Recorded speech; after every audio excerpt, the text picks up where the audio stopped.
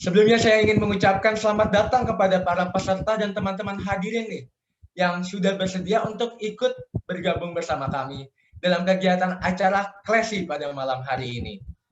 Nah, tentunya dari teman-teman sekalian udah ada yang kenal, tapi mungkin ada yang belum kenal sama saya. Maka demikian, izinkan saya memperkenalkan diri saya terlebih dahulu dengan pantun yang saya telah buat. Boleh banget ini dijawab cakep ya. Oke. Pagi-pagi jalan ke Kayangan. Di Kayangan banyak kenangan. Kalau kita mau sayang-sayangan, kenalan dulu dong sayang. Baik, nama aku Rahmat Nurhairi atau biasa dikenal dengan Ari. Saya salah satu mahasiswa aktif, mahasiswa Universitas Brawijaya, Fakultas Ekonomi dan Bisnis. Baik, selanjutnya aku pengen banget nih nanyain kabar dari teman-teman karena malam ini aku semangat banget nih buat ikut untuk meramaikan dan belajar lagi nih, belajar biar kita bisa mendapat ilmu lebih banyak. Kalau dari teman-teman sendiri kabarnya gimana nih teman-teman? Boleh banget dijawab di kolom chat Zoom atau dengan menggunakan emoticon tepuk tangan. Nah, sebelumnya nih aku ngelihat masih banyak nih yang sekiranya teman-teman masih belum dapat on cam ya. Boleh banget dong bergabung bersama kita pada malam hari ini untuk bisa meramaikan nih acara Klesi pada malam hari ini nih. Nah, selanjutnya, agar acara pada malam hari ini dapat berlangsung dengan lancar, maka alangkah baiknya, mari kita berdoa dengan kepercayaan masing-masing. Berdoa akan saya pimpin, berdoa dimulai.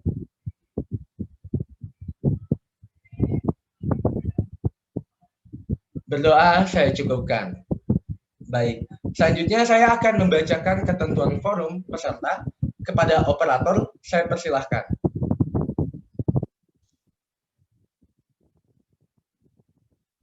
Baik, ketentuan forum. 1. Peserta masuk ke room Zoom dengan tepat waktu.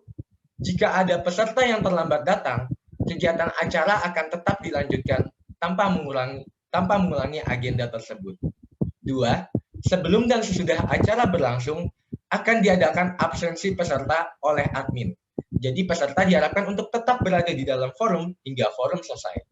3. Peserta yang masuk ke room langsung mute mikrofon dan wajib menyalakan kamera sampai dengan forum selesai. Apabila ada kendala, dapat menyampaikan melalui fitur chat room dengan format nama, izin tidak menyalakan kamera, alasan. 4. Peserta diperbolehkan menggunakan 2 device jika webcam dan mikrofon terdapat kendala.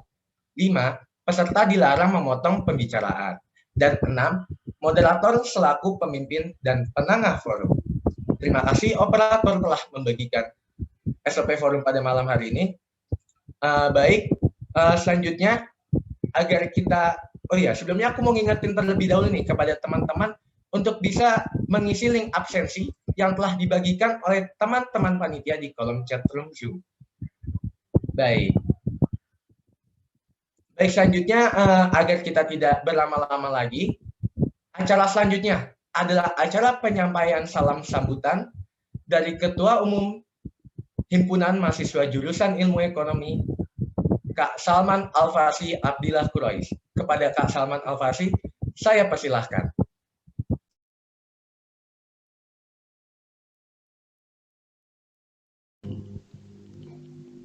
Oke, baik. Baik, terima kasih MC moderator ya atas kesempatannya. Bismillahirrahmanirrahim. Assalamualaikum warahmatullahi wabarakatuh. Shalom, Om Swastiastu, Namo Buddhaya, salam kebajikan dan salam sejahtera untuk kita semua dimanapun kita berada. Yang terhormat Mas Bisma Fajrianto selaku Ketua Umum BEM FEBUB periode tahun lalu 2020 yang akan menjadi pemateri pada agenda kita malam hari ini. Dan yang saya hormati teman-teman pengurus HMDE periode 2021 yang khususnya teman-teman HRD ya yang merancang dan mensukseskan Klesi pada malam hari ini. Selanjutnya yang saya banggakan para hadirin teman-teman ilmu ekonomi tepatnya di agenda pada malam hari ini. Ya, pertama-tama saya ucapkan selamat malam dan selamat datang untuk teman-teman pemateri Mas Bisma dan ilmu ekonomi yang hadir pada malam hari ini. Puji syukur alhamdulillah atas kehadiran Tuhan Yang Maha Esa kita dapat berkumpul dan melakukan kegiatan produktif secara online pada malam hari ini, dan ini masih dalam pekan UTS ya, alhamdulillah. Dan terima kasih teman-teman sudah menyempatkan untuk hadir di agenda pada malam hari ini.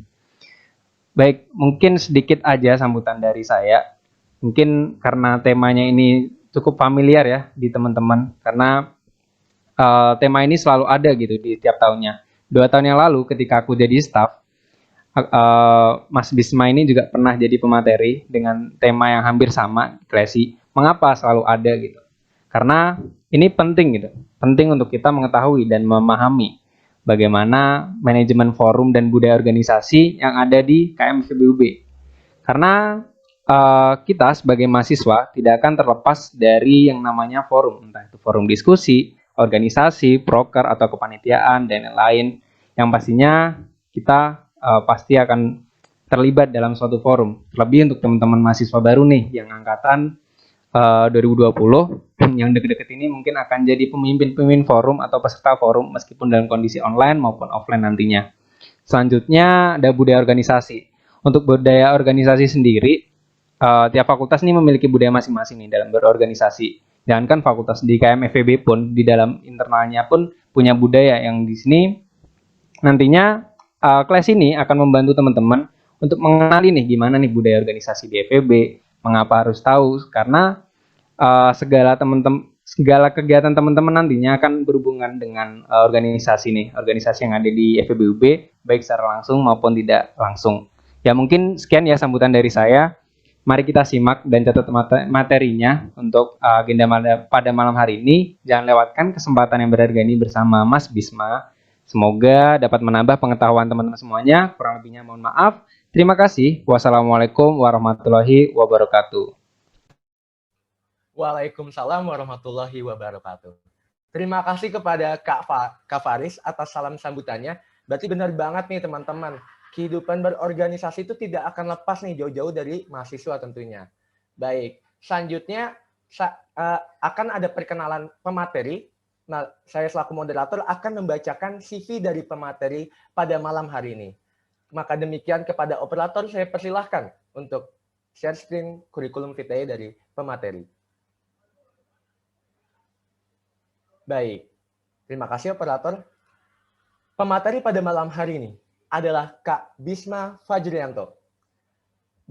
Kak Bisma merupakan salah satu mahasiswa aktif Fakultas Ekonomi dan Bisnis Universitas Brawijaya Angkatan 2017. Nah, berikut juga dilampirkan nih beberapa pengalaman dan pencapaian yang telah diraih oleh Kak Bisma nih. Salah satunya Ketua Umum BEM FEB UB tahun 2020 dan pernah menjabat juga sebagai Head of National Policy Division. Terus juga pernah menjabat sebagai Chief of Accounting Meeting pada tahun 2018 dan masih banyak pencapaian lainnya yang telah diraih oleh Kak Bisma nih. Tanpa mengurangi rasa hormat saya kepada kakak karena dikarenakan terkendala waktu tentunya. Baik, terima kasih operator telah membagikan layar atau share screen dari CV pemateri. Baik, maka demikian mari kita sambut nih kepada Kak Bisma Fajrianto. Apakah Kak Bisma sudah hadir Kak bersama kita Kak? Oke, udah hadir kok. Baik, selamat malam Kak Bisma. Gimana Halo. kabarnya Kak Bisma? Halo Kak. Baik, alhamdulillah baik. Baik, alhamdulillah. Sebelumnya saya ingin berterima kasih banyak ya Kak ya sudah bersedia menyempatkan waktunya dan hadir pada malam hari ini untuk bisa menyampaikan materinya nih Kak. Tentunya banyak banget nih yang kangen sama Kak Bisma nih. Oke, boleh banget kepada Kak Bisma saya persilakan untuk menyampaikan materinya Kak. Oke, baik. Terima kasih banyak ya, saudara moderator atas waktu dan kesempatannya dan teman-teman IE sekalian yang apa ya? Mungkin bukan tahunan ya teman-teman ya, mohon maaf jangan disalahartikan. Cuman alhamdulillahnya saya pribadi diberikan kesempatan untuk hal ini dan insya Allah saya usahakan semaksimal mungkin untuk memberikan hal-hal yang lebih baik ke depannya supaya teman-teman juga bisa belajar lebih banyak seperti itu. Menarik sih apa yang diberikan oleh teman-teman HMJIE ini ya, terkait dengan bagaimana proses edukasi yang akan diberikan kepada teman-teman mahasiswa ilmu ekonomi sekalian, yang mana benar kata Faris ya, budaya organisasi ataupun manajemen forum itu sebenarnya kental banget dengan sebuah kesinambungan, dan maka dari itu ini perlu disesuaikan teman-teman, disinergikan. Bagaimana kita berpola dan bagaimana kita berperilaku. Nah sebelumnya aku juga mau ucapin terima kasih nih ke Dinda dan kawan-kawan ya sudah direpotkan. Mohon maaf kalau bawel di grup WA dan sebagainya. Oke, kita langsung aja masuk ke tema yang akan disampaikan, yaitu A Closer Look to Forum Management and Organizational Culture of KMFEB. Sebenarnya bukan hanya menelisik lebih dekat lagi forum manajemen dan organisasi, tapi bagaimana kita menimbulkan produktivitas dan solidaritas di dalamnya selama era turbulensi ini. Yang aku jadikan judul ya di sini, bahwasannya harus teman-teman fokuskan lagi. Jangan kita berpatok pada teori yang memberikan sebuah hal tentang definisi forum manajemen dan organizational culture. Namun bagaimana teman menjadi solid lagi nih, dan bagaimana bisa bertumbuh lagi di era yang sedikit goncang ini ya teman-teman ya.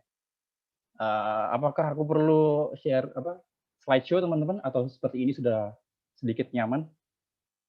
Karena saya takutnya ada kendala jaringan yang sekiranya tidak diinginkan. Sorry. Share dulu ya kali ya. Ini udah aman sih Kak, udah aman juga. Oh aman ya, oke. Iya, terima kasih. Oke, seperti itu teman-teman. Dan nanti kita akan bahas sedikit banyak. Ada 5 hal yang ingin kita bahas di sini, yaitu tentang what-nya ya, bagaimana manajemen forum dan organizational culture itu sendiri secara definitif dan peristiwa. Tapi di sini akan kita sedikit ulik tentang metaforanya. Bagaimana kita belajar dari hal ini sesuai dengan analogi yang tersedia, bukan sesuai dari apa anggapan orang sebenarnya tentang KMFEB berdasarkan asumsi gitu ya. Terus kemudian kita bahas lagi bagaimana organisasi itu bekerja. Mereka ada tataran dasarannya. Pasti saudara Faris juga memikirkan hal tersebut sebelum dia menjalankan HMJIE. Sebelum FEB menjalankan roda organisasinya dengan 11 LO ya, kalau sekarang masih LO-nya 11 dan 7 LSO, kalau masih LSO-nya juga 7, kalau nggak salah udah 9 ya kalau nggak salah sekarang. Dan itu perlu dasarannya, dan perlu banyak hal yang harus kita pikirkan di dalamnya. Terus kemudian bagaimana kita mengelaborasikan apa yang ada di tatanan dasar aturan yang ada di ADART KMFEB dengan apa yang menjadi petunjuk pelaksananya yang disesuaikan dengan kondisinya masing-masing organisasi. Kita akan kulik nanti, ada beberapa hasil analisis yang sedikit saya kulas ya dari teman-teman ketua tahun 2020 yang seenggaknya bisa memberikan gambaran lah kepada teman-teman tahun selanjutnya nih yang melanjutkan FEB, agar teman-teman agar lebih peduli potensi diri kita itu seperti apa. Kemudian kita akan sedikit bahas tentang awareness kita tentang self potential. Kita akan kulik lagi bagaimana kita membreakdown potensi kita. Tapi saya nggak akan memberikan hal yang secara subjektif harus seperti ini. Saya akan berikan keleluasan kepada teman-teman bagaimana teman-teman memahaminya, namun dengan pendekatan bahwasanya harus ini yang harus teman-teman pikirkan. Harus ini yang teman-teman open mind-kan kepada teman-teman yang lainnya, sehingga subjektivitas atas apa yang teman-teman lakukan itu semakin sedikit, dan objektivitas untuk meningkatkan produktivitas dan solidaritas itu akan semakin naik. Seperti itu teman-teman. Dan akan kita kulas lagi tentang bagaimana membuilding leadership. Nanti kita akan sedikit berbicara tentang sebenarnya leader itu apa. Dan bagi saya leader itu seperti apa. Seperti itu ya. Oke, kita next step aja langsung ke apa sebenarnya manajemen forum dan organisasi, budaya organisasi secara definisi dan peristiwa. Ya ini, metaforanya sebuah organisasi teman-teman. Dari riset yang aku cari dan dari apa yang memang sedang aku bayangkan, dulu waktu di BEM, aku membayangkan BEM itu adalah sebuah kapal gitu, yang mana kita udah set tujuannya dengan jelas, direct. Misalnya, aku ingin ke Pulau A, dan sekarang aku di Pulau B. Maka aku harus menjelajahi alur atau arah perjalanannya kapal itu yang aman, yang jelas, dan sebagainya. Namun ternyata ada hal lain nih yang mengganjal. Tengah-tengah kita dihadapkan pada COVID, dan semuanya amburadul dan harus mengubah mekanisme supaya tidak terkena goncangan angin dan sebagainya. Maka dari itu, sempat aku memahami bahwasanya kapal itu benar-benar menjadikan metafora yang baik untuk kita semua pada saat itu. Namun sepertinya ternyata memiliki definisi yang lain.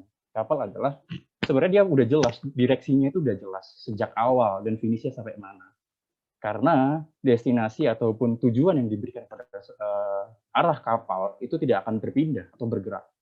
Sedangkan kita lihat sekarang, organisasi akan berpikir target kita akan bergerak, fast moving.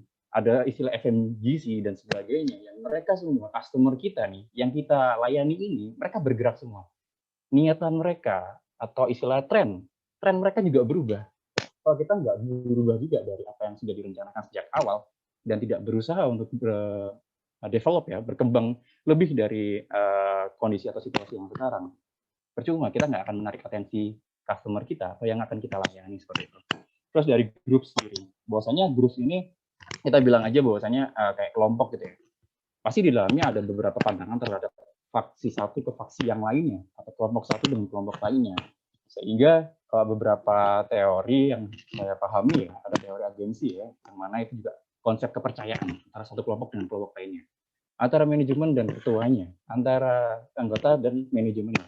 Nah, ini yang juga cukup membahayakan. Dan bagaimana jika memang seorang pemimpin berpikir sebuah organisasi adalah kumpulan dari kumpulan-kumpulan, ya mungkin bisa jadi lebih bagus. Tapi bisa jadi anggapan yang seperti itu akan seperti yang ada di deskripsi yang saya sampaikan tadi sebelumnya terkait dengan groups ini.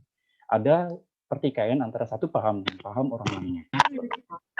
Kemudian kita coba berpikir tentang bagaimana kalau organisasi itu sebuah mesin yang harus sesuai tepat waktu dan harus sesuai dengan prosedur, yang mana harus ini kayak gini, dan hal itu adalah untuk meningkatkan efisiensi, bukan untuk masalah apa atau dan sebagainya. Istilahnya kayak mesin lah, kita dipergunakan tepat guna, efektif dan efisien. Tapi apakah kita punya sense of belonging untuk satu sama lainnya, ataupun apakah kita sudah seperti keluarga yang saling membutuhkan, saling membantu, ataukah tugas itu hanya tugas individu yang harus satu orang itu yang mengerjakan?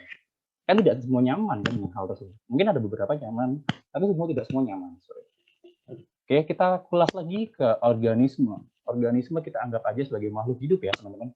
Selama ini organisme juga mereka yang paling mudah untuk responsif terhadap lingkungannya, cepat beradaptasi dan sebagainya. Namun hal ini juga akan membuat tidak jelas siapa yang akan charge di sana. Semua mengandalkan asas setara, semua mengandalkan asas ayo bersama bareng-bareng. Tapi siapa yang charge untuk initiate langkah selanjutnya? Siapa yang akan memimpin? Atau hanya yaudah kerjain bareng-bareng, terus siapa yang mau maju? Udahlah kamu aja lah dan sebagainya. Itu akan membingungkan kita. Ini siapa yang memimpin? Gitu. Dan tidak akan berjalan organisasi seperti ini. Terus selanjutnya adalah persons, yang mana kita memandang hal ini bukan makhluk hidup lagi, tapi lebih kerucut pada manusia. Manusia punya tingkatan tradisi ya, yang mana ada yang senior, ada yang junior, dan sebagainya. Yang mana kalau di Indonesia sendiri yang aku pahami ya, yang junior lebih hormat ke senior, gitu. Sehingga keputusan senior dianggap absolut. Gitu. Absolut dalam artian adalah kita mengikuti arah yang sudah diberikan pedoman oleh seorang senior kita. Namun hal ini juga kita tidak bisa nafikan bahwasanya mereka juga bisa salah, dan mereka memahami pandangan bahwasanya hal yang baru mereka belum kuasai, tapi yang sudah lama mereka sudah selesaikan seperti itu. Nah, hal inilah yang membuat sebuah fenomena fata morgana ya kita bisa bilang, karena abstrak dan kita nggak bisa tahu siapa yang benar dan siapa yang salah. Itu pandangan selanjutnya. Dan pandangan families, keluarga. Aku sedikit spoiler aja. FEB terkenal kekeluargaannya, dan bahkan sedikit analisis tentang apa yang aku hadapin, keluarga banget malah gitu ini. Untuk satu orang dengan lainnya sangat dekat dan sebagainya, dan bahkan hampir kayak apa yang kita jalankan di organisasi hampir lupa bahwasanya kita punya tanggung jawab untuk kita selesaikan gitu. Tapi alangkah hal ini sangat penting untuk kita dapatkan. Cuman ingat, dalam keluarga pun juga banyak masalah. Bahkan di rumah aja loh, kayak kamu sama adik kalian gitu. Ada masalah, sedikit ada masalah. Dan ada masalah kayak seputar ketidaksamaan kebutuhan atau ketidaksamaan keinginan dan sebagainya. Itu hal-hal yang lumrah. Namun apakah kita bisa berpikir bahwasanya hal itu hal yang wajar dan kita bisa selesaikan dengan dewasa? Nah, dari semua metafora yang ada ini teman-teman, layaknya teman-teman bisa memahami dari berbagai analogi yang sudah saya berikan sebelumnya ya, dari metafora ini, tidak semua saklek, tidak semua bisa teman-teman jadikan pedoman, dan tidak semua bisa teman-teman jadikan hal yang aku suka yang kapal gitu, bahwasanya kapal udah jelas direksinya ke sana. Bahkan ada turbulensi sekalipun, nggak peduli, ya kamu harus bisa urus masalah kalian sendiri, gitu. Tapi tetap jangan di arah yang sama. Hal itu tidak bisa dibenarkan teman-teman. Dan banyak hal. Maka dari itu adalah kunci dari organisasi. Menurut definisi juga adalah sebuah kesatuan yang terdiri atas bagian-bagian dalam perkumpulan dan sebagainya untuk mencapai suatu tujuan tertentu. Ini makna yang sangat luas teman-teman. Namun di sana tidak mendeskripsikan harus seperti apanya dan sebagainya. Dan itu adalah keleluasaan bagi teman-teman yang menjalaninya di dalamnya.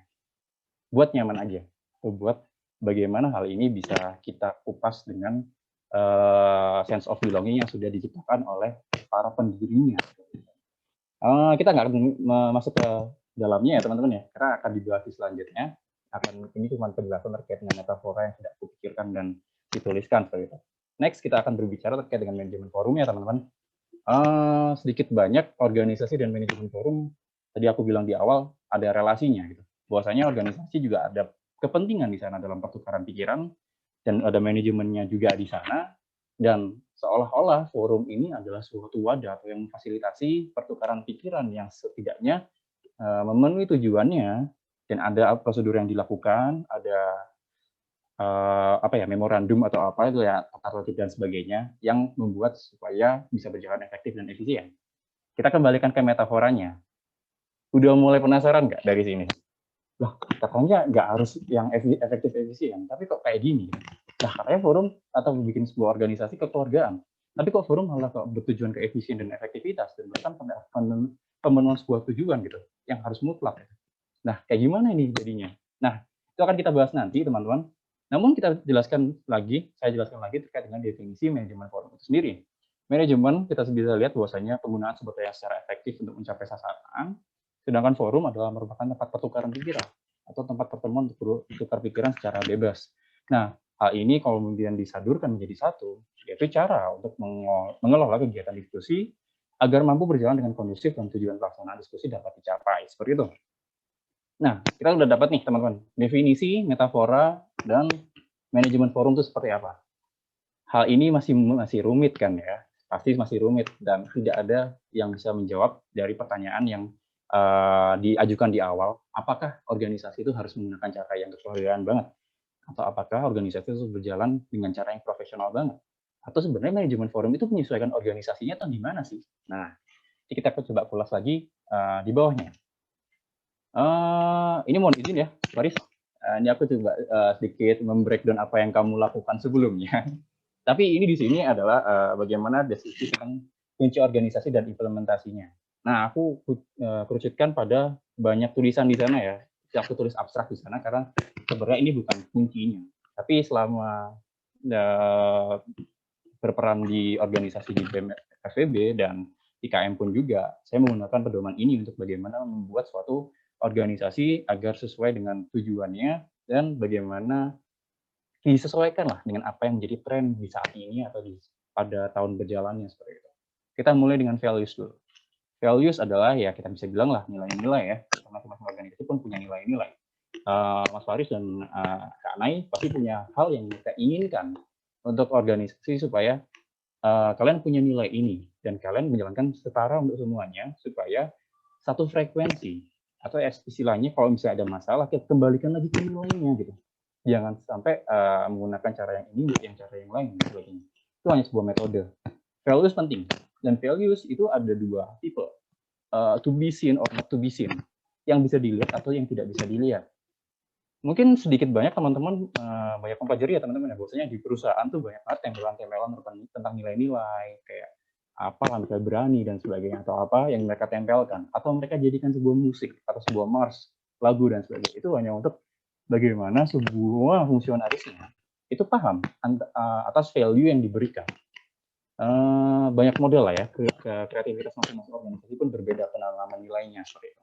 Kalau misalnya organisasi yang tidak menanamkan nilainya dengan cara yang terbuka atau ditampilkan, ada sedikit cerita teman, bahwasanya perusahaan selayaknya gudang garam, mereka menjual rokok kan ya. Dan di suatu saat ada seorang investor kiranya masuk dalam rapat umum pemegang sahamnya tersebut, yang mana di sana menjelaskan dan akan merumuskan sebuah akad gitu ya, yang mana investasi yang diberikan itu harus seperti apa. Namun si investor ini kaget, lah kenapa kok pada di sini semua merokok dan saya tidak. Dan dia di sana merasa bahwasanya dia butuh merokok untuk bagaimana bisa menyesuaikan dengan lingkungannya. Dan ternyata setelah diusut-usut, kenapa kok ruangan ber-AC tapi mereka tetap merokok dan sebagainya. Sedangkan ini kita tahu loh, kita tahu informasi dan sebagainya. Ternyata gudang garam di sana memberikan sebuah kiasan bahwasanya budaya kita menjual rokok dan kita harus menggunakannya. Kita harus menunjukkan kepada mereka bahwasanya kita juga satisfied dengan apa yang kita produksi, apa yang kita gunakan dan apa yang kita lakukan Dan itu sebagai way of life sebuah perusahaan, bagaimana customer kita akan memandang kita sebagai orang yang juga menggunakan, dan kita mengajarkan mereka untuk beli produk kita seperti itu. Nah, itu adalah salah satu value yang tidak dituliskan, namun juga bisa didistribusikan dengan baik dan benar. Seperti itu. Dan kemudian kita bicara tentang fokus area. Organisasi juga perlu teman-teman fokus areanya. Ada fokus topik yang mana itu menjadi concern sebuah organisasi, yang itu akan menjadikan karakteristik organisasi teman-teman. Mungkin banyak lah ya yang banyak membagi porsi, kayak lingkupnya. Kalau FEB biasanya anak-anaknya bahas ekonomi ya dan sebagainya gitu-gitu. Dan biasanya anak HMJA, HMJM, HMJIE membahasnya juga masing-masing sendiri. Akuntansi, IE membahas IE, dan manajemen membahas sektor manajemennya dan sebagainya. Dan pendalamannya pun pasti ada, dan itu harus diperjelas. Kemudian skenario planning. Saya biasa menggunakan skenario planning sebagai bagaimana alternatif cara supaya perusahaan atau organisasi itu tidak miss dari planning yang awal, namun dia memiliki alternatif lain supaya tetap sesuai dengan rancangan organisasi. Misalnya, kita menggunakan new value A dan B, inovatif dan efisien atau transparan dan sebagainya. Namun di tengah kendala ada COVID dan sebagainya, ada mekanisme yang kita bisa bilang adalah manajemen konflik, yang mana di sana adalah gunakan fleksibilitas di dalam. Fleksibilitas dalam rangka apa? Fleksibilitas dalam rangka jika terjadi kekacauan dan sebagainya, buat mereka semua fleksibel dengan apa yang ingin mereka berikan. Jangan membatasi mereka untuk bergerak, atau membatasi mereka untuk tidak berkarya dan sebagainya, atau malah membatasi mereka untuk jangan ambil resiko dulu dan sebagainya. Tugas pemimpin adalah memberikan istilahnya kenyamanan atau keleluasaan anggotanya untuk berkreasi, dan pastikan mereka menggunakan itu agar jangan sampai mereka tidak menggunakan itu, dan banyak pembatasan seperti ceramah-ceramah yang tidak terlalu penting dan sebagainya, yang akhirnya membuat stigma aneh yang ya itu nggak perlu kita butuhkan gitu. Nah, itu penting skenario planning ini, dan ini adalah hal-hal yang perlu teman-teman persiapkan jika memang ada hal-hal yang tidak diinginkan dan sebagainya. Situational analysis, teman-teman. Teman-teman juga perlu analisis situasinya. Situasi kan berkembang pesat ya, bahwasanya ada bulan pertama seperti apa, bulan kedua seperti apa, engagement dari video ini seperti apa, video selanjutnya seperti apa, dan sebagainya. Nah, dari analisis situasi ini akan menciptakan sebuah situasi yang mana dia akan memberikan polanya sendiri. Dan data atau hasil atas pola tersebut, itu yang teman-teman akan pelajari kemudian. Misalnya, teman-teman membutuhkan pelajaran manajemen forum. Hadirnya Klesi ini untuk atas dasar permasalahan yang terjadi sebelumnya. Saya bisa tebak, apakah ada permasalahan manajemen forum sebelumnya? Atau adakah kemunduran dari kemampuan teman-teman dalam berforum? Ataukah makin berkurangnya partisipasi dalam forum sehingga adanya hal ini banyak cara dan banyak pemikiran tentang hal tersebut. Nah, maka dari itu pentingnya pembuatan pola, pentingnya adalah mempelajari situasi, itu amat sangat penting bagi organisasi untuk berpikir apa yang akan kita lakukan untuk selanjutnya seperti itu. Kemudian key success prioritas utama dalam sebuah organisasi itu perlu ditekankan. Sangat berbeda dengan strategi goals ya teman-teman. Key success priorities ini lebih ke bagaimana implementasi dari sebuah nilai-nilai yang diturunkan dari visi misinya tersebut, sehingga key success priorities ini menyimpulkan secara sederhana bahwasanya inilah tujuan organisasi A, B, C. Misalnya kalau yang dulu saya beri adalah value added penambahan penambahan nilai tambah untuk bagi masing-masing fungsionaris. Kita bisa bilang seperti itu. Dan hal-hal lain yang seputar hal inilah yang harus kita kerucutkan ke sana. Inilah mimpi kita, inilah tujuan kita. Kemudian juga teman-teman juga perlu tahu target customer teman-teman itu siapa aja. Misalnya HMJIE, ya pasti kan sirkumnya adalah IE ya teman-teman mahasiswa IE. Yang notabene sangat banyak ya. Di FEB mungkin paling banyak ada teman-teman IE. Yang kita lihat juga ada pembagiannya lagi. Bagaimana kita masuk ke dalam mereka? Bagaimana kita bisa menyentuh ranah mereka? Bagaimana hasil-hasil dari kita bisa dipergunakan oleh teman-teman atau target customer kita supaya mereka bisa satisfy dengan apa yang kita berikan. Seperti itu. Dan winning proposition pun juga kita harus jelas. Bagaimana kita tidak hanya memberikan sebuah evaluasi terus ya teman-teman. Bahwasanya situational analysis dari sebelumnya, kita jelek banget nih, dan kita harus bergerak ke hal yang menjadi pembaruan. Tapi kita juga harus mempertahankan winning proposition kita.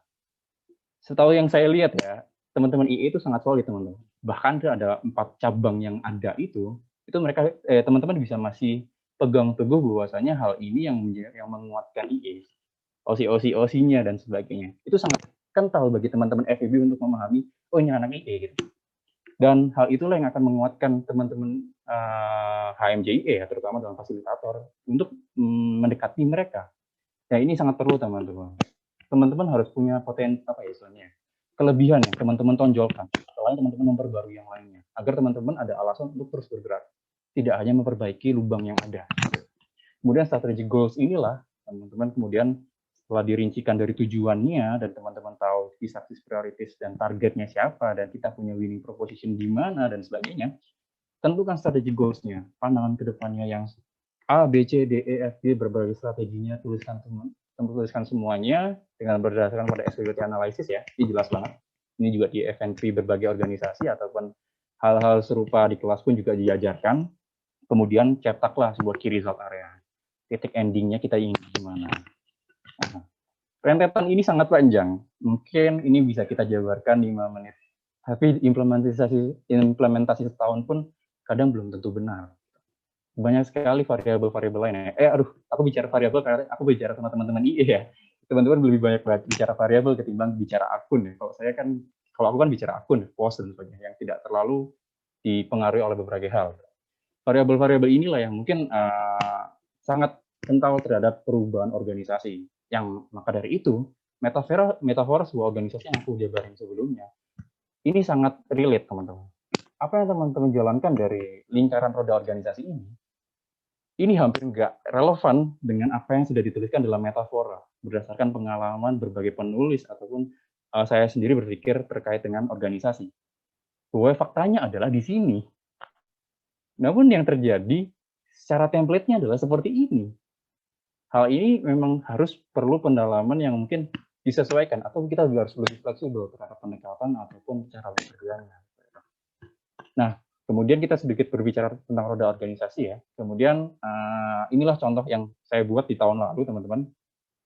Dari turunan awal sampai akhirnya, yang tadi saya bicarakan key success priorities-nya juga ada di sini, dan strategi goals-nya juga ada di sini. Sehingga setidaknya teman-teman tidak hanya menghafal visi misinya. Kita nggak perlu paham visi misi, tapi kita perlu tahu kita sampai mana sih nanti kita berjalan ini. Kita dipergunakan di organisasi itu mau kemana sebenarnya?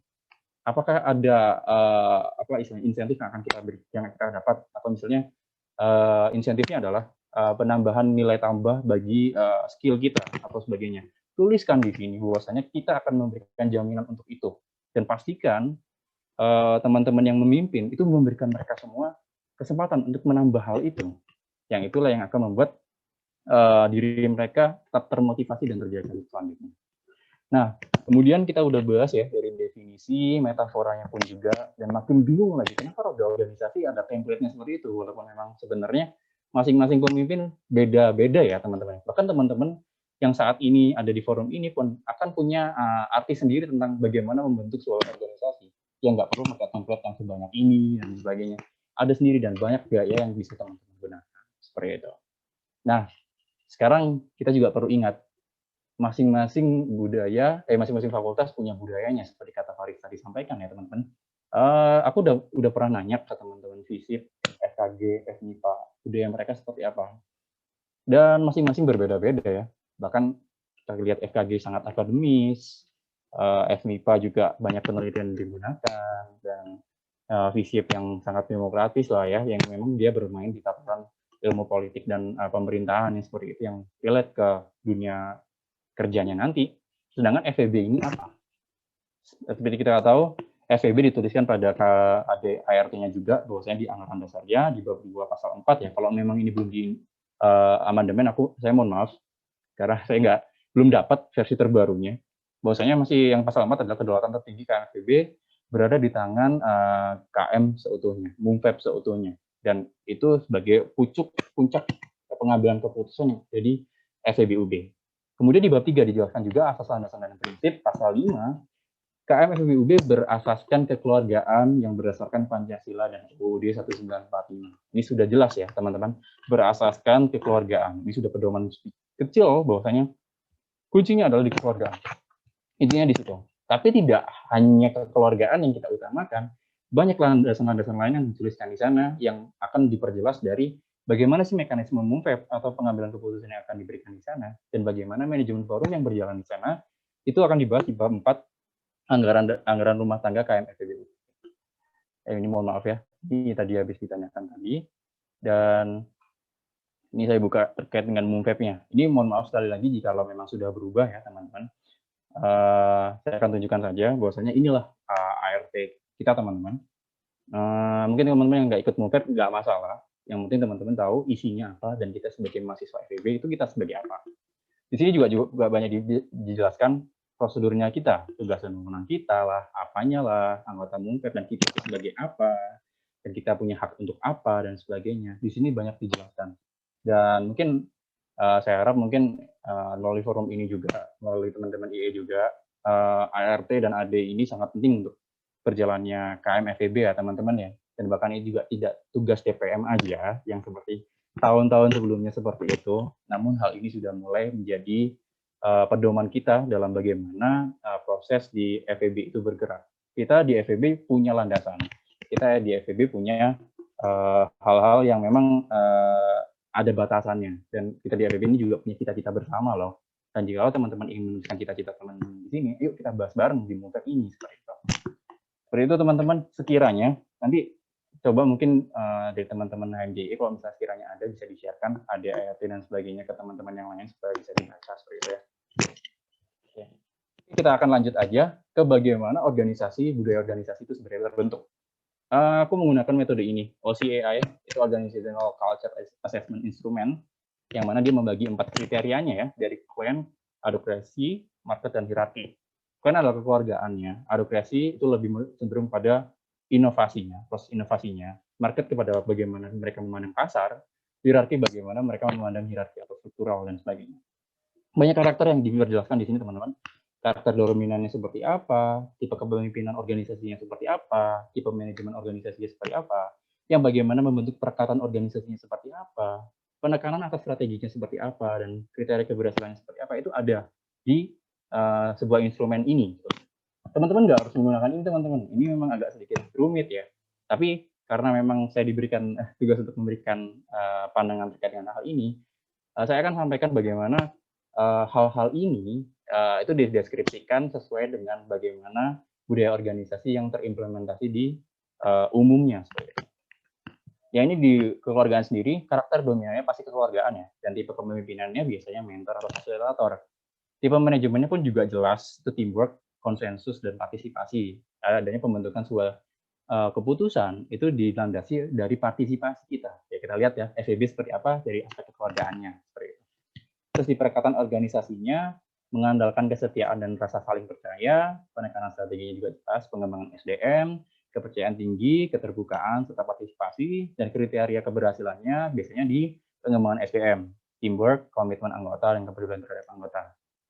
Terus kemudian kita berpindah ke inovasi, itu karakter dominannya lebih ke dinamis dan kewirausahaan, tipe kepemimpinannya inovatif dan berani, mengambil resiko, tipe manajemennya adalah risk-taking dan memberi kebebasan dan keunikan. Komitmen untuk menciptakan inovasi dan berkembang ini sangat kental ya, makanya inovasi yang ada di organisasi biasanya muncul akibat orang-orang di dalamnya yang berani mengambil risiko dan fleksibel terkadang dengan hal-hal baru. Jadi dia nggak menutup diri atas adat atau budaya yang ada di dalamnya. Penekanan strategi justru pada penemuan baru dan mencoba-coba hal-hal baru. Kriteria keberhasilan adalah pemberian layanan terbaru atau hal baru, pemimpin dalam layanan atau produk. Seperti itu. Kemudian marketnya, kita orientasi pada tujuannya atau pasarnya atau kompetitor kita, dan bagaimana biasanya mereka ini bersifat agresif ya teman-teman, dan orientasi pada hasil, yang mana biasanya kalau orang lain lebih tinggi, wah kita kejar lagi lebih tinggi, yang ini lebih tinggi kita kejar lagi yang lebih tinggi, sehingga tidak ada space untuk kita di bawah kompetitor kita. Dan perekat organisasi biasanya di prestasi dan pencapaian hasil dan sebagainya yang berbau persaingan biasanya di market ini. Dan hierarki ini tempat orang-orang yang sangat struktural, sangat prosedural, dan sangat biasanya kita sebut adalah orang-orang yang strict ya, kaku dengan landasan yang sudah dibuat dari organisasi tersebut. Efisiensi, stabilitas, dan kontrol dan demi kelancaran, efisiensi yang dapat diandalkan, jadwal rutin, dan produk dengan biaya rendah. Ini yang saya maksud adalah menunjukkan bahwasanya nafasnya itu efisiensi. Nafasnya itu adalah tepat teratur dan terstruktur. Seperti itu. Jadi ini sebuah pedoman ya teman-teman ya, yang saya temukan dan akhirnya saya surveikan ke semua ketua lembaga di lembaga otonom di FPB tahun lalu. Saya coba tanyakan kepada Mas Aldi dan beberapa kahim ataupun ketua lembaga yang lainnya, dan saya mendapatkan hasil ini. Saya cukup kaget dan saya pun merasa, oh ya pantas gitu. Maksudnya pantas dalam artian bahwasanya memang kita lebih kental terhadap kekeluargaan. Itu sesuai dengan asas di KMFBUB. Dan kemudian ada pola yang seimbang antara inovasi dan terstruktur. Saya nggak kaget pula bahwasannya setiap apapun selalu ada tata tertib, ada prosedural yang harus mengikuti prosedur yang ini itu dan sebagainya. Dan kalau dicapai pada inovasi, kadang teman-teman di KMFBB ini setara dan apa ya, saling mengisi lah satu sama lainnya. Walaupun memang kita lihat sebenarnya dari masing-masing lembaganya mungkin menonjol di mana dan sebagainya, itu bukan sebuah kesalahan teman-teman. Cara memimpinnya berbeda-beda. Cara memimpinnya berbeda-beda, dan mungkin dengan hal tersebut pemimpin yang dulu beranggapan bahwasanya hal ini yang cocok, hal ini yang sesuai. Kalau misalnya saya tekankan pada kekeluargaan, tapi yang lain kita perlu misalnya dialokasikan kepada kekeluargaan dan sebagainya. Nah, inilah sebuah pengorbanan bagi seorang pemimpin yang harus menentukan bagaimana dia harus melangkah dan bagaimana dia harus berperilaku. Dan itu juga menunjukkan bagaimana perilaku pemimpin itu menjadi asumsi seorang fungsionaris supaya mereka bisa mengalokasikan dirinya sesuai dengan apa yang dicita-citakan sebuah organisasi. Seperti itu, teman-teman. Dan ini sedikit analisis saya yang seperti yang saya sampaikan juga sebelumnya, bahwasanya memang kita tidak terlalu kompetisi ya teman-teman. Apakah teman-teman merasa masing-masing organisasi di KMFBB ini bersaing? Mungkin hal yang baru mungkin ya, dan saya tidak menemukan di 2020. Mungkin 2021 silahkan dengan budaya kompetisi dengan bagaimana teman-teman berkompetisi dengan organisasi yang lainnya ataupun dengan KM fakultas yang lainnya. Ya monggo terserah. Asalkan menggunakan bagaimana pendekatan yang baik serta minimalisir resiko yang terdapat di dalamnya, seperti itu. Kemudian setelah kita mengenal nih budaya organisasi seperti apa sih, dan kita mengenal apa sih isiannya budaya organisasi, sangat penting kita berbicara tentang potensi diri kita, bagaimana letak potensi yang ada di dalamnya dan apa yang harus kita lakukan dengan potensi tersebut. Kita mulai dengan definisi ya teman-teman ya. Potensi dalam definisi yaitu kemampuan yang mempunyai kemungkinan untuk dikembangkan, kekuatan dan kesanggupan, dan bisa dibilang sebagai daya juga. Dan mulailah dengan pertanyaan, kenapa kita harus menggunakan potensi kita? Mengapa kita harus menjalankan potensi kita? Dan kenapa kita harus lakukan itu gitu? Apa pentingnya potensi gitu? Walaupun kita kan sebenarnya kan bekerja bareng, nggak seharusnya kita harus memikirkan potensi ini, teamwork aja gitu. Ada sedikit model struktural ya yang bisa kita tuliskan bahwasanya artifacts, values, dan asumsi. Nafas dari sebuah organisasi adalah bagaimana teman-teman leading seseorang dan bagaimana teman-teman leading forum ya, mempengaruhi forum dan sebagainya. Ubahlah di asumsinya, ubahlah di bagaimana mereka berpikir terkait dengan forum ini, atau ubahlah di bagaimana mereka berpikir terkait dengan organisasi ini. Tips dan trik bagaimana mengubah asumsi itu adalah dengan menggunakan artifacts dan values. Ini teman-teman udah lakukan sebenarnya. Artifacts itu bagaimana teman-teman meninggalkan sebuah karya melalui program kerja, melalui berpartisipasi dalam conference, melalui bagaimana teman-teman berpartisipasi dengan proses lobbying atau berkomunikasi dengan stakeholder dan sebagainya. Dan hal ini adalah sebuah hal yang menunjukkan sebuah distribusi values yang ada di organisasi untuk diberikan ke halayak umum, halayak ramai, ataupun at least jika memang ada program kerja untuk internal atau untuk KMFBB, itu adalah transfer values yang diberikan dari organisasi tersebut ke perantara lain, sehingga hal inilah yang menciptakan sebuah asumsi-asumsi tersebut. Nah, makanya dari yang saya bilang, dan tadi juga saya bilang bahwasanya saya sedikit spoiler dengan values ya, yang tadi ada yang values yang nyata, ada values yang tidak nyata. Values yang nyata tadi terdiri dari isinya lagu atau tempelan-tempelan yang ada di dinding-dinding dan sebagainya, dan yang tidak nyata biasanya yang kayak ya udah dari perilakunya. Kalau perusahaan rokok yang tadi saya analogikan adalah ya udah orang-orangnya yang merokok, yang menghargai produknya, yang mereka coba sales produknya dengan melihat bahwasanya kita menggunakan rokok ini dan sebagainya, membiasakan lah istilahnya. Dan kemudian itu akan tercipta sebuah asumsi bahwasanya, kalau misalnya kayak gini, organisasi kita kayak gini, berarti kita harus kayak gini dong. Setidaknya kan kalau misalnya kita bertingkah berbeda terhadap artifacts ataupun hasil dari transfer alokasi nilai-nilai tersebut berbeda, itu akan menunjukkan bahwasanya akan menunjukkan pengubahan atau penyesuaian atas diri kita terhadap cara berpikir kita, bagaimana kita memandang organisasi tersebut. Ya kayak kita misalnya kenal orang ini ya, kenal teman atau proses kita mengenal teman gitu.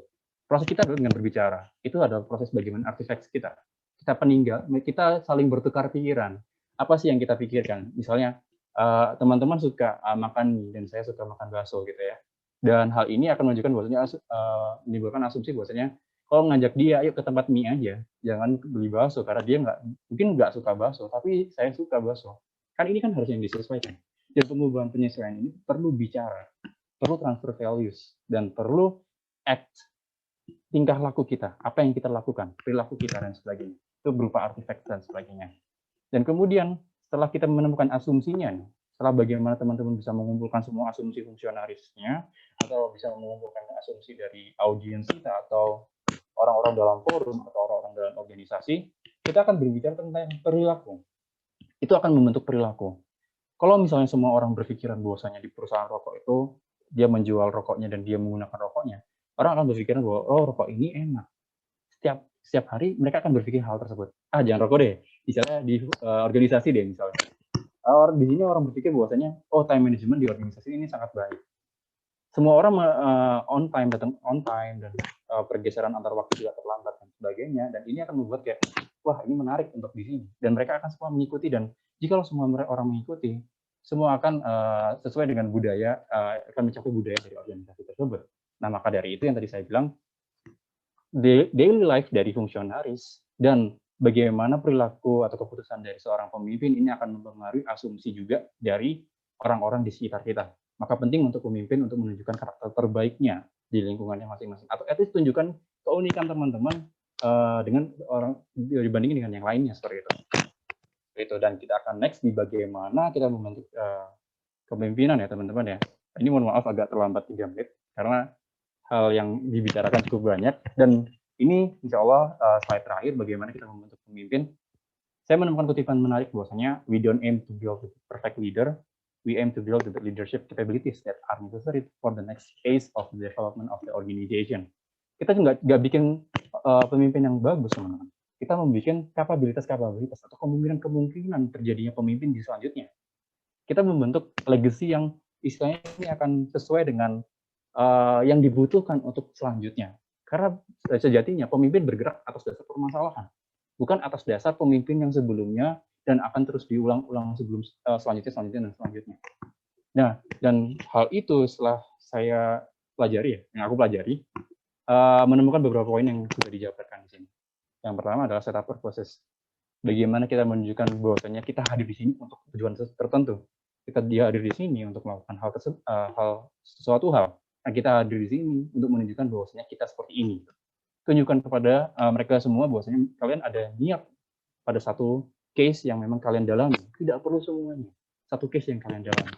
Kemudian inisiatiflah dengan aturan-aturan atau bikin aturan-aturan dan kebijakan yang memang disesuaikan, fleksibel. Kemudian kalian harus berpikir satu langkah dibanding teman-teman yang lainnya, atau berpikir satu step di depan teman-teman yang lain. Kemudian bersikaplah agile gitu teman-teman, fleksibel, tanggap atas apa yang memang teman-teman dapatkan dan tanggap atas apa yang akan teman-teman berikan. Kemudian ini ada kalimat menarik, bagaimana tidak ada yang jawaban yang sempurna teman-teman. Ini semua cuma trial and error, dan kemudian formulasikan dan lakukan. Nggak ada patokan bahwasanya harus kekeluargaan, tidak ada patokan harus profesional, dan tidak ada patokan harus ke sana. Tapi kemudian cobalah, kalau memang error, ulangi lagi. Temukan penyesuaiannya dan lakukan itu. Kemudian setelah itu semua dilakukan, buatlah sebuah penyesuaian lingkungan yang seenggaknya bisa membentuk iklim dari organisasi tersebut supaya semua orang bisa menikmati dan semua orang bisa berproses dengan sesuai dengan keinginan dan manfaat yang ingin mereka berikan. Dan itu aja teman-teman dari apa yang ingin saya sampaikan.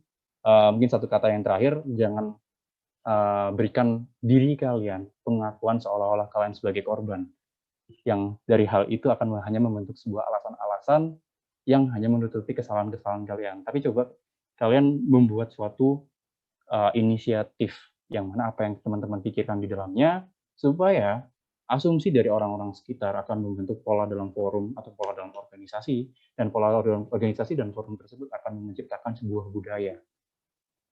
Think small and semua akan berpengaruh kepada hal-hal besar yang berikutnya, termasuk mungkin budaya KMFB pun akan menyesuaikan di dalamnya, seperti itu. Dan mungkin itu saja teman-teman yang bisa saya sampaikan ya teman-teman ya. Mungkin ini juga udah lewat waktu, saya mohon maaf juga. Dan hal ini cukup penting bahwasanya ini juga krusial ya di 2020, apalagi teman-teman juga merasakan COVID. Saya tahu juga, saya sedikit paham dan saya sangat paham apa yang teman-teman hadapi. Dan bahkan saya juga masih merasakan offline ya, dan teman-teman ini full daring ya. Saya juga tahu apa yang akan teman-teman jalankan, cuman berpikirlah bahwasanya masih ada potensi dan apa yang kalian lakukan akan berdampak baik untuk selanjutnya. Seperti itu sih. Dan akhir kata itu saja mungkin yang akan saya sampaikan. Saya akan kembalikan ke moderator. Baik, terima kasih kepada Kak Bisma Fajrianto ya. Itu materinya lengkap banget ya, kayak sampai analogi, metafora, terus juga roda organisasinya dari step by step-nya. Terus juga ada analisis OCIA-nya juga. Terus tadi aku ngutip banget sih Kak, itu keren banget ya tadi kata Kakak ya. Mengenai trial and error ya Kak, bahwa dari analogi atau teori tersebut nggak ada yang benar. Itu masalah banyak banget faktor variabel yang bisa mempengaruhi ya Kak ya. Jadi kita emang balik lagi ke trial and error tersebut. Oke, pastinya materinya ini udah banyak banget ya. Oh ya, sebelumnya aku mengizinkan Kakak mungkin untuk minum air putih dulu Kak, karena kan tadi materi cukup banyak juga ya Kak. Iya Kak. Oh, santai aja, santai. Oke, siap Kak. Mungkin dari teman-teman nih, kepo banget nih pastinya nih, dari apa yang telah disampaikan oleh Kak Bisma Fajrianto, maka demikian panitia membuka sesi tanya jawab agar terjadinya interaksi nih secara langsung baik dari peserta dengan Kak Bisma nih. Maka demikian saya akan membacakan SOP peserta tanya jawab. Kepada operator saya persilahkan. Baik, SOP tanya jawab. 1. Di saat pemateri menyampaikan materi, peserta dipersilahkan mengajukan pertanyaan melalui fitur chat room. 2. Peserta yang ingin mengajukan pertanyaan diharapkan mengetik pada room chat Zoom dengan format nama _izin bertanya.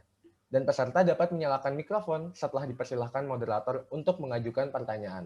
3. Apabila terdapat kendala, dapat menggunakan format izin, yaitu nama _izin bertanya _pertanyaannya pada kolom room chat Zoom. Dan yang terakhir adalah pertanyaan akan langsung dijawab nih oleh pemateri pada saat sesi tanya jawab berlangsung. Baik, terima kasih operator. Baik, selanjutnya saya persilahkan kepada teman-teman nih untuk bisa langsung menanyakan kepada Kak Bisma. Jika masih banyak tentunya yang pengen ditanya nih oleh teman-teman, aku harapin boleh banget dengan menggunakan ketentuan SOP yang telah dibacakan. Oke, ini banyak banget nih kira-kira nih, udah ada yang mau nanya nih. Dari saudara Pasya, saya persilahkan untuk mengaktifkan mikrofonnya dan menyampaikan pertanyaannya kepada Kak Bisma.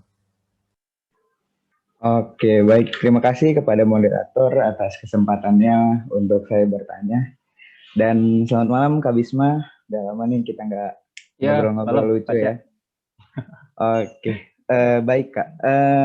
Di sini tadi kan Kak Bisma sempat menjelaskan lah seputar tentang KMFB secara kultural gitu ya. Lalu juga terkait dengan potensi diri dan membangun kepemimpinan seperti itu. Nah, yang pengen aku tanyain di sini adalah bagaimana nih caranya untuk melakukan kaderisasi secara sehat gitu, tanpa harus ada kubu-kubuan yang tanpa harus menghasilkan kubu-kubuan lah kayak gitu. Itu sih yang mau aku tanyain, khususnya di KMFB kita ini kayak gitu. Gitu aja sih Kak. Terima kasih kesempatannya. Oke. Baik, terima kasih ke saudara Kak Fasya atas pertanyaannya. Boleh langsung dijawab oleh Kak Bisma? Langsung dijawab ya. Oke, terima kasih moderator. Ini menarik banget buat pertanyaannya, dan mungkin ini pengalaman yang selalu terjadi ya tiap tahun. Kita bahkan sendiri tidak tahu apakah itu benar atau salah yang kita jalankan. Dan sejauh saat ini saya tidak menemukan rumus fixnya harus seperti apa, harus bagaimana dan seperti apa. Cuman bagaimana kita menghindari kubu-kubuan antara satu pihak dengan pihak lainnya dalam sebuah organisasi atau bahkan ini dalam intrik kaderisasi, itu cukup kita perhatikan bahwasanya organisasi ini perlu bergerak. Kita pahami saja organisasi ini perlu bergerak. Organisasi ini membutuhkan jiwa-jiwa baru yang akan mengisi di dalamnya. Dan organisasi tetap memiliki tujuannya, udah set purpose-nya di dalamnya dan ada visinya di sana. Jikalau memang proses dari antara satu dengan lainnya atau faksi satu dengan faksi lainnya berseteru, itu adalah harus adanya proses untuk bagaimana penyesuaian kembali kepada tujuan yang sudah ditetapkan di awalnya. Bagaimana hal ini juga diakomodir, cuman dalam pengakomodiran hal tersebut jangan terlalu menggunakan prinsip satu yang benar dan satu yang salah. Berikan bagaimana win-win solution keduanya. Karena sebenarnya kalau kita bicara human rights ya, ratifikasinya pun banyak banget di Indonesia dan banyak banget yang berteriak bahwasanya teori-teori yang menyesuaikan dengan kondisinya. Namun coba pikirkan saja bahwasanya sebagai manusia dan kita berdiri di Universitas Brawijaya itu pun juga kita punya hak untuk berbicara gitu. Mereka nggak salah untuk menyampaikan dan kita nggak salah juga untuk kita memberikan pandangan kita. Cuman bagaimana kita tetap mengakomodir mereka dalam rangka untuk bagaimana arus organisasi atau kepemenuhan kebutuhan dari dalam organisasi atau KMFEB itu sendiri juga tetap terpenuhi dan pastikan itu tetap terpenuhi walaupun dengan cara mungkin kalian harus turun atau kita harus turun bareng-bareng untuk kita jelaskan bagaimana niatan yang sebenarnya atau kita harus turun juga bagaimana kita mengembangkan mereka sehingga para kader yang akan mendaftar kepada kita juga akan tahu mereka butuh apa ke kita dan kita butuh apa sama mereka. Dualisme pemikiran ini juga harus diputar terus supaya ada konsep kesinambungan antara satu hal dengan hal lainnya. Seolah-olah jangan bentuk pemikiran bahwasanya organisasi butuh mereka dan setelah mereka di dalam mereka nggak diberdayakan. Dan jangan sampai orang-orang yang mendaftar berpikiran bahwasanya saya akan masuk organisasi itu hanya mendapatkan sebuah title, yang mana di title tersebut setelah kita memahami fakta di dalamnya seperti itu, mereka lelah dan mereka pasrah, menyerah dengan apa yang memang terjadi dan tidak berusaha untuk solve the problem. Ya menurut saya hal itu yang mungkin didasari dengan tidak kesinambungannya antara stakeholder atau pemegang organisasi tersebut dengan para recruiter di awalnya. Sehingga mungkin yang disampaikan Pasha tadi, ada perseteruan antara satu dengan lainnya dalam proses kaderisasi pun sangat lumrah terjadi. Mungkin sedikitnya adalah coba disesuaikan aja dari kepentingan yang satu dengan kepentingan yang lainnya, sehingga terbentuklah kompromi antara hal tersebut yang membuat oke, nyaman kita seperti ini akhirnya. Kita coba nggak terlalu idealis, namun kita coba menyesuaikan semuanya agar bisa diakomodir dan tetap merangkul ya. Kalau misalnya konsepnya adalah HMJIE, tetap menghimpun mereka semua. Tetap menjadi rumah bagi teman-teman IE seperti itu. Itu mungkin Pasha, semoga bisa menjawab nanti kalau misalnya kurang, ayolah, ajaklah ngobrol. Gitu. Itu sih mungkin. Itu mungkin moderator, mohon maaf kalau misalnya kurang. Baik, terima kasih Kak Bisma. Apakah ada tanggapan kembali dari Kak Pasya? Oke, baik. Terima kasih Kak Bisma atas jawabannya. Dia cukup Siap, menjawab. Ya. Amin. Baik, Ya. terima kasih Kak Pasya atas pertanyaannya dan juga Kak Bisma atas tanggapannya ya. Selanjutnya ini ada Saudara Muhammad Baralah Doris Putra. Saya persilakan untuk on mic dan menyampaikan pertanyaannya secara langsung kepada Kak Bisma. Halo, malam Kak Bisma. Perkenalkan, saya Doris dari Ekonomi Keuangan Perbankan 2020.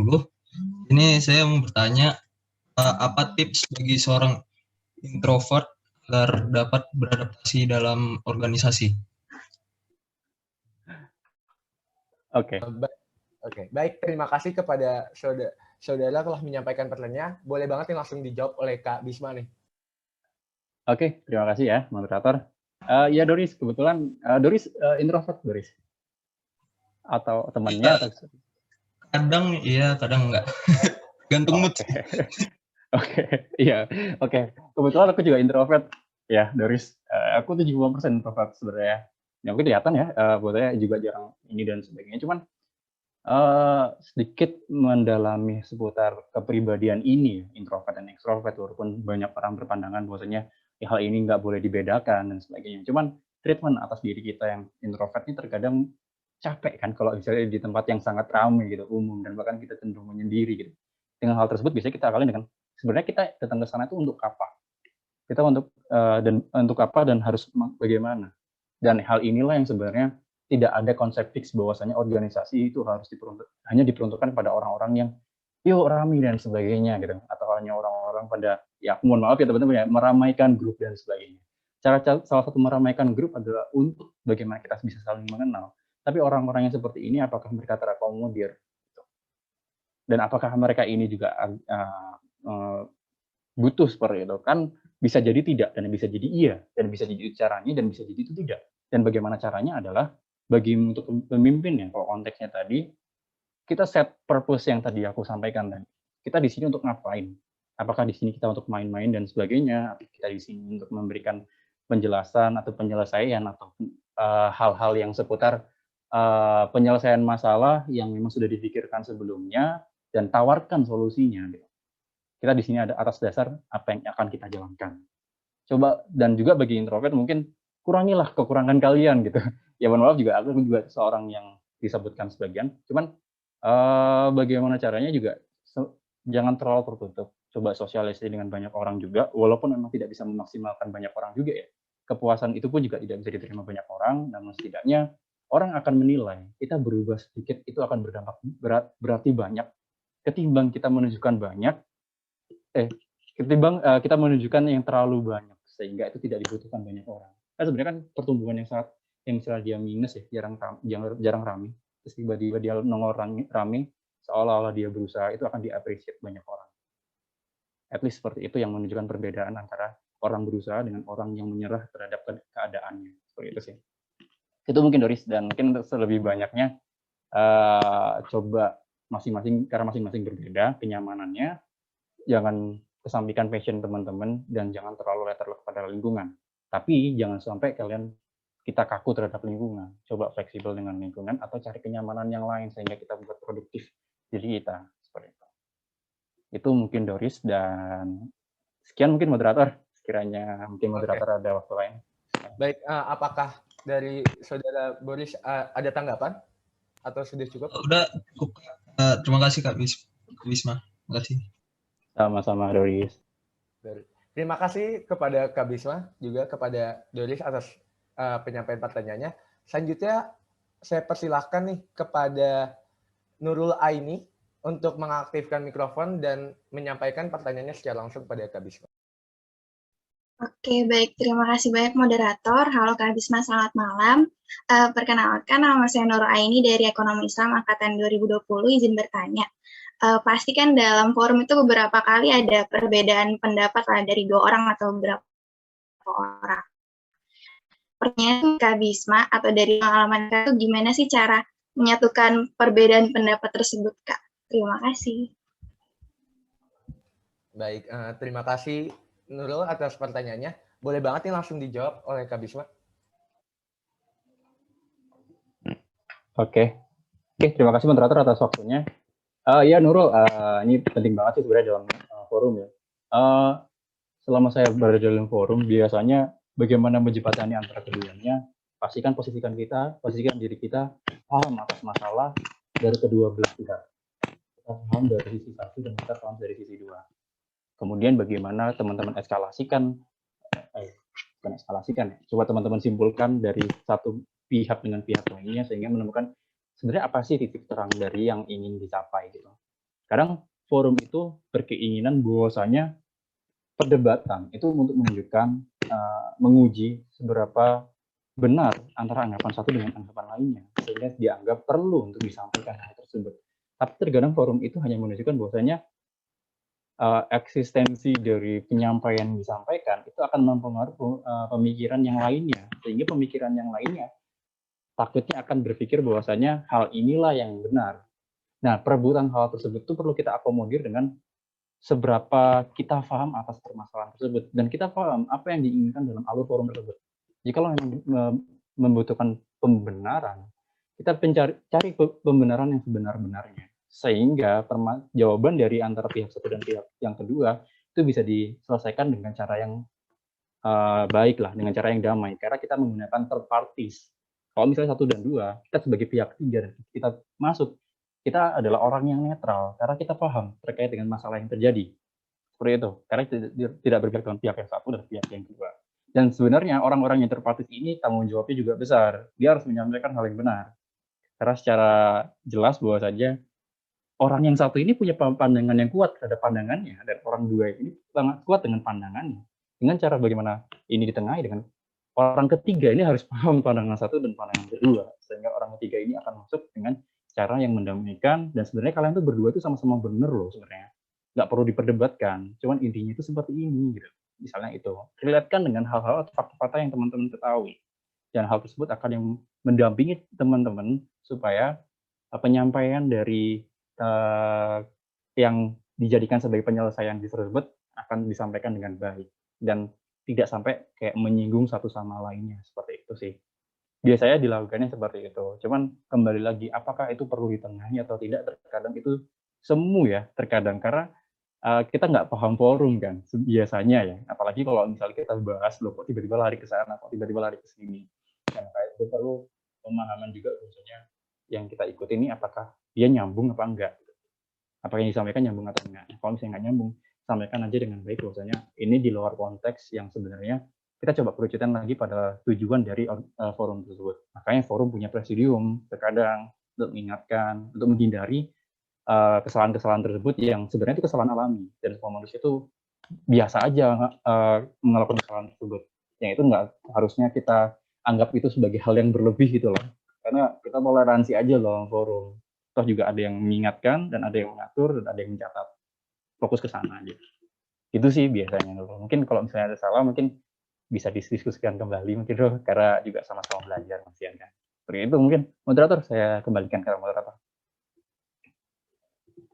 Baik, terima kasih dari Kak Bisma ya atas tanggapannya tentang perbedaan tanggapan mengenai forum ya. Kalau dari Saudara Nurul Aini sendiri, apakah ada tanggapan kembali? Oke, udah cukup. Terima kasih banyak, Kak Bisma. Oke, makasih banyak Nurul. Baik, selanjutnya Kak, ada Saudara Agatha Andini. Saya persilakan untuk menyalakan mikrofon dan menyampaikan pertanyaannya. Baik, terima kasih moderator.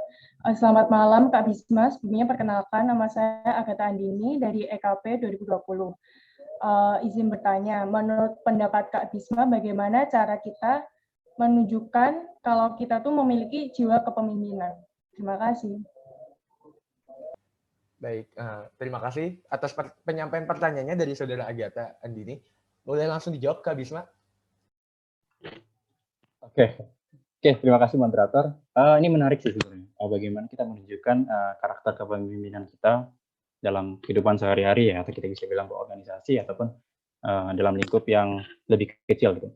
Sebenarnya untuk menunjukkan karakter kepemimpinan tuh nggak harus di organisasi. Ini saya aku pengen sampaikan ke teman-teman. Kita nggak harus menunjukkan itu dalam lingkup untuk dikenal orang lain. At least karakter organisasi yang sejati-jatinya adalah karakter kepemimpinan yang dilakukan atas diri kita sendiri. Tunjukkan pada diri kita sendiri bahwa kita punya karakter pemimpin.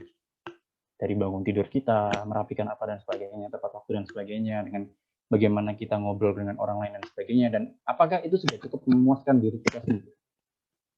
Boleh jawab di diri kita sendiri dulu aja, apakah itu sudah cukup puas? Kalau misalnya itu sudah cukup puas, itu akan menimbulkan asumsi kan, kita akan jadi berpikiran bahwasanya aku juga termasuk orang yang disiplin kok, aku datang juga tepat waktu, dan aku mengusahakan tepat waktu, dan aku juga bisa memediasi antar masalah satu dengan lainnya, dengan aku pun sendiri tahu masalah tersebut, dan aku sendiri tahu juga solusinya. Maka dari itu aku share ke teman yang lainnya. Hal itu akan menimbulkan budaya dalam pemikiranmu sendiri bahwasanya aku udah jadi pemimpin, dan budaya itu serentak tidak akan menunjukkan kesadarannya. Itu akan kayak istilahnya otomatis itu akan muncul dalam dirimu. Kayak tiba-tiba tanpa satu hal ada sampah di depanmu, dan kamu langsung mengambil sampah itu, dan kamu taruh di tong sampah. Itu memang hal yang individual mungkin, dan itu kewajiban individu. Tapi kita kan nggak akan pernah tahu apakah itu dilihat orang dan akhirnya dicontoh. Bisa jadi seperti itu. Karena pemimpin itu bukan sebuah title ya sebenarnya. Jabatannya itu title, tapi pemimpin itu sifatnya. Dan kalau secara definitif, pemimpin itu adalah bagaimana dia atau seni ya, aku suka bilang bahwasanya kepemimpinan itu seni. Seni untuk mempengaruhi orang lain untuk baik, untuk buruk dan sebagainya. Semua memimpin, tapi tergantung pemimpin yang positif atau pemimpin yang negatif. Dan sekecil menunjukkan bahwasanya kita membuang sampah ke tong sampah dan itu dilihat orang dan orang tergerak dengan hal tersebut, itu juga sebuah pemimpin. Itu mungkin karakter dasar mungkin ya yang kita bisa contohkan. Cuman kalau misalnya yang lebih advance itu banyak banget. Mungkin misal biasanya pemimpin itu bergerak dari pandangan yang agak sedikit lebih jauh dari teman-teman yang lainnya. Misalnya kita berbicara bahwasannya sebenarnya itu sudah terjadi di bulan sebelumnya. Forum itu kadang terlalu seperti ini nih, agak terlalu strict nih dan sebagainya, bla bla bla. Dan di saat forum itu kita menyampaikan bahwasanya ini solusinya gini. Di saat forum tersebut juga akan ada yang menyangkal kan, kenapa solusinya kayak gitu dan sebagainya. Di titik itulah kita berarti untuk menyampaikan atas dasar research pengalaman kita yang kita tidak sengaja pikirkan atas dasar apa yang sudah kita jalankan gitu. Seringan itu gitu. Karena kita sudah melihat bahwasanya kenapa forum kayak gini tuh nggak efektif gitu. Yang data yang aku punya itu kayak gini. Ini loh, ini aku tunjukin ke kalian nih. Dengan kemampuan teman-teman presentasi ya, atau menjelaskan dari runtut satu persatu ini akan membuat orang-orang tuh seperti menemukan aha momennya. Oh iya, ini kayak bener. Dan teman-teman tanpa sadar itu mempengaruhi pemikiran mereka. Dan itu yang penting sebenarnya. Nggak harus teman-teman kayak hire orang untuk kayak gini dan sebagainya. Lakukan dari diri kita sendiri dulu aja. Biasakan diri kita untuk menjawab kebutuhan kita sendiri. Baru itu akan menjawab kebutuhan orang lain yang teman-teman secara nggak sadar itu akan menjalankan atau istilahnya kayak ya otomatis lah bergerak sendiri. Orang-orang lain akan berpikiran bahwasanya, oh ini pemimpin banget karismanya. Walaupun teman-teman tidak ingin disampaikan seperti itu hal biasa. Nah itu sih. Kayak gitu mungkin Agatha mungkin sekiranya perlu didiskusikan, mungkin monggo moderator mungkin bisa difasilitasi. Baik, terima kasih Kak Bisma. Iya, oke. Bisa selanjutnya nih apakah ada tanggapan kembali dari Saudara Agatha? Sudah cukup jelas, terima kasih Kak Bisma, terima kasih moderator. Baik, terima kasih Agatha atas penyampaian pertanyaannya ya. Ini ya, mungkin pertanyaan terakhir ya Kak ya, untuk menutup sesi tanya jawab pada malam hari ini nih Kak. Itu dari saudara Dika Afrian Putra. Saya izin bertanya, menurut pandangan Kakak, apakah seorang pemimpin itu harus mempunyai karakteristik? Dan bagaimana caranya agar bisa memunculkan karakteristik yang telah Kakak paparkan? Nah, itu boleh langsung tuh Kak dijawab oleh Kak Bisma Kak. Oke, terima kasih moderator. Iya, memunculkan karakteristik. Ini sama kayaknya pertanyaannya kayak Agatha tadi ya, mirip banget sebenarnya. Namun kalau yang aku tuliskan di sana adalah mungkin aku share screen, mohon izin moderator untuk men-share screen kan. Ya ini. Jadi dari sini pun mungkin karakteristik yang dimaksud yang ini ya. Aku mohon maaf banget. Apakah sudah terlihat moderator? Sudah terlihat Kak? Oke, terima kasih banyak. Ya, mungkin karakteristiknya di sini ya. Nah, bagaimana memunculkan karakteristik ini sebenarnya kunci dasarnya adalah seperti yang sudah kita diskusikan sebelumnya sama Agatha. Bahwasanya mulailah dengan menjawab pertanyaan atas diri kita sendiri. Setelah kita menjawab pertanyaan atas diri kita sendiri, kita akan bisa menentukan tujuan hidup kita seperti apa, atau tujuan kita berada di sana untuk apa, dan sebagainya. Dan kemudian akan diinisiasikan oleh hal-hal yang menurut teman-teman penting untuk dilakukan, dan buatlah itu menjadi sebuah kegiatan. Yang dengan hal tersebut juga perlu sebenarnya agility, ketangkasan. Bagaimana teman-teman tanggap atas kondisi, tanggap atas lingkungan, dan sebagainya gitu. Karena sejatinya pembentukan suatu asumsi itu didasari pada pemikiran diri sendiri. Yang udah aku jabarkan tadi, artifacts, value, assumption membuat sebuah behavioral, dan behavioral akan membuat sebuah budaya. Nah, dari situlah akan membentuk karakteristik kepemimpinan yang unik menurut teman-teman sendiri. Mungkin ada karakteristik pemimpin yang sedikit otoriter. Bagus di berbagai sisi, tapi ada jeleknya. Atau mungkin menunjukkan karakteristik yang sangat laissez-faire ya, fleksibel, demokratis, dan sebagainya. Itu bagus, tapi jangan mencoba untuk, akan susah kita mengarahkan ke sana dengan mencoba-coba. Kalau memang tidak didasari pada diri kita yang memang biasanya melakukan hal tersebut. itu akan kembali kepada diri kita yang aslinya. Maksudnya kita selalu melakukan seperti itu, yang paling mudah tercermin dalam diri kita ya seperti itu. Karena sebenarnya pemimpin adalah perwujudan diri kita sendiri sebenarnya. Atau organisasi adalah perwujudan sebuah pemimpinnya. Dan pemimpinnya seperti apa? Ya lihat di kacamata dilihat di kaca pada saat dia mengaca gitu. Ya seperti itu dia gitu. Walaupun sebenarnya secara nyata tidak di kaca, dia bisa bergerak sesuai dengan apa yang ingin dilakukan. Kayak gitu sih sebenarnya. Dan setup karakteristik tergantung sebenarnya macam-macam caranya. Tapi yang paling penting adalah coba biasakan diri kalian untuk menyenangkan diri kalian, menghargai diri kalian lah, at least apa yang ingin kalian capai penuhi keinginan diri kalian gitu. Dan tidak muluk-muluk, misalnya itu kayak minum tapi mager, itu kan sudah wujud bahwasanya kita tidak ingin memuaskan diri kita sendiri padahal kita butuh minum gitu. Kepemimpinan kita diuji dari situ, dan sedikit sekecil itulah akan membuat karakter yang memang menunjukkan bahwasanya dia pemimpin atau tidak, apakah dirinya dipimpin atau tidak. Itu sih mungkin moderator yang ingin saya sampaikan ya, dengan bagaimana menunjukkan karakteristik pemimpin dalam proses kepemimpinan tersebut. Seperti itu mungkin moderator, dan selanjutnya monggo dilanjutkan. Baik, terima kasih kepada Kak Bisma yang sudah bersedia nih menjawab satu persatu pertanyaan yang telah disampaikan nih. Kayak boleh banget tepuk tangan atau reaction tepuk tangan mungkin kan karena online untuk kita semua karena diskusinya cukup aktif menurut saya ya. Mungkin dari saya sendiri akan menyampaikan kesimpulan. Walaupun dari Kak Bisma sendiri disampaikan ya sangat detail sekali, bahkan sampai analogi-analogi dan contohnya disampaikan juga. Tapi ini mungkin sedikit kesimpulan sedikit bahwa tadi dijelasin juga tentang metafora organisasi, bahwa sebuah organisasi itu dapat berbentuk sebagai sebuah kapal, kelompok, mesin, organisme, person, ataupun bahkan family. Terus juga dijelasin juga mengenai step-step dari roda organisasi itu sendiri, mengenai value, focus area, scenario planning, terus masih banyak hal-hal lainnya yang tidak saya bisa bacakan satu persatu. Terus juga tadi jelasin mengenai OCAI ya kayak mengenai itu ada beberapa jenisnya, yaitu kriteria, clan, hierarchy, market, and hierarchy. Terus juga dijelasin sama Kak Bisma nih mengenai potensi diri kita yang dapat kita gali, dan juga proses pembentukan pemimpin-pemimpin untuk kedepannya. Baik, itu merupakan mungkin kesimpulan yang sangat singkat dari saya. Mungkin nggak bisa saya jelasin satu persatu karena udah jelas juga disampaikan oleh Kak Bisma ya.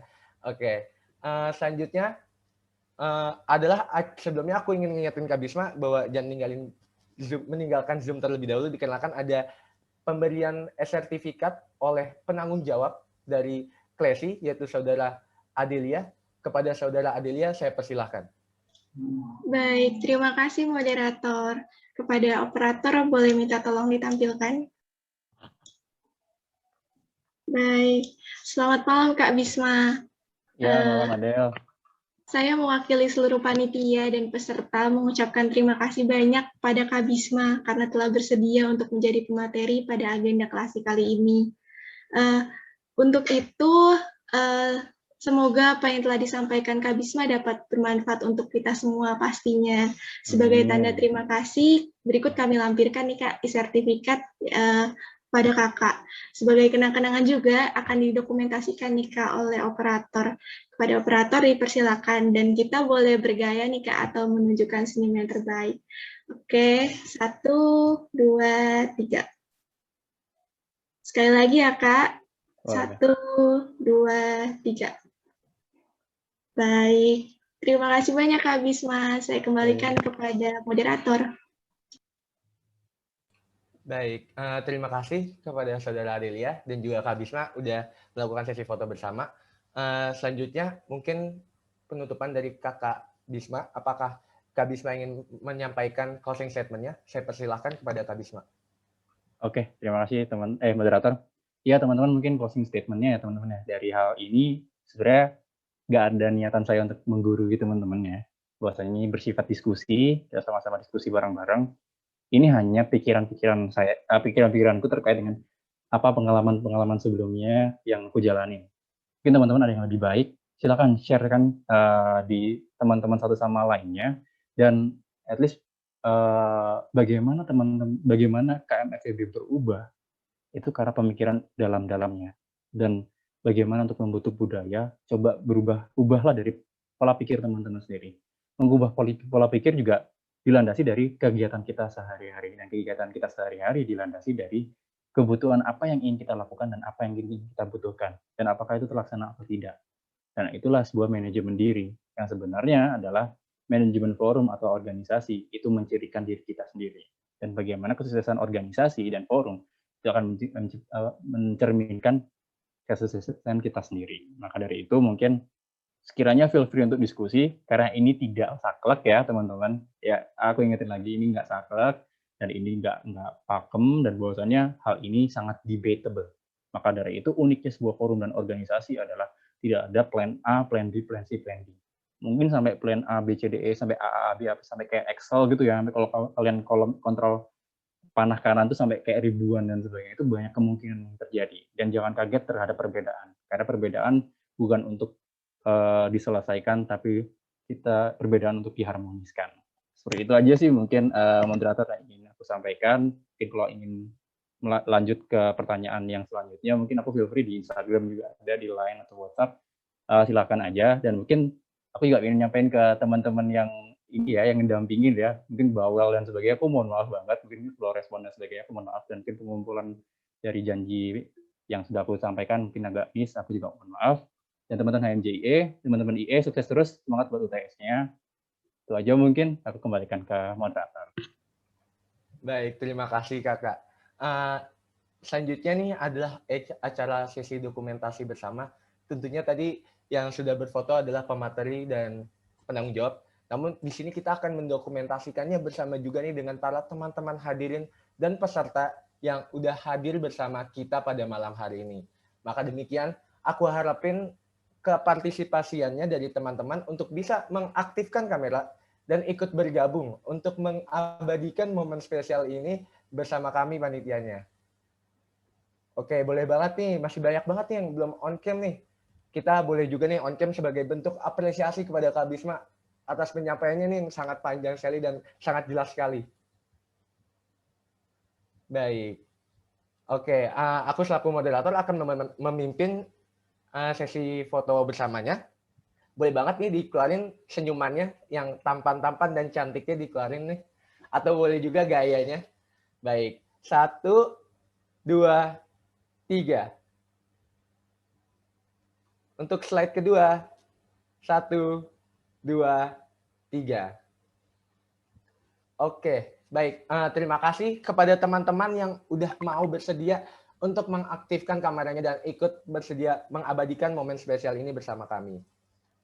Oke, selanjutnya adalah kita sudah berada di penghujung acara, di mana tadi awal acara kita memulai acara dengan doa pembuka, maka alangkah baiknya mari kita menutup acara pada malam hari ini dengan doa penutupan. Doa akan dilaksanakan menurut kepercayaan dan keyakinan masing-masing. Berdoa akan saya pimpin. Berdoa dimulai.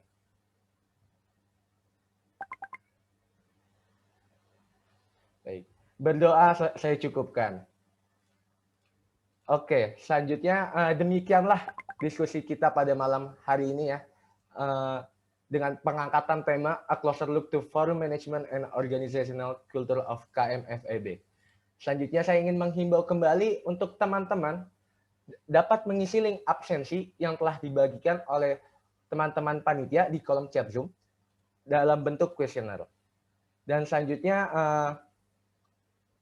mungkin penutupan dari saya sendiri, nantinya ada pantun, jadi jangan live dulu nih. Siapa tahu dia mau dengar pantun dari saya kan. Dan mungkin saya selaku moderator masih banyak kesalahan juga. Mohon maaf jika ada kesalahan baik yang disengaja ataupun yang tidak disengaja. Saya ucapkan juga terima kasih kepada para peserta yang telah ikut berpartisipasi dan tentunya secara khususnya kepada Kak Bisma nih yang udah bersedia menyampaikan materinya nih dengan jelas sekali. Maka demikian, saya Rahmat Nur Hoiri, izin pamit undur diri. Wassalamualaikum warahmatullahi wabarakatuh. See you on the next classy.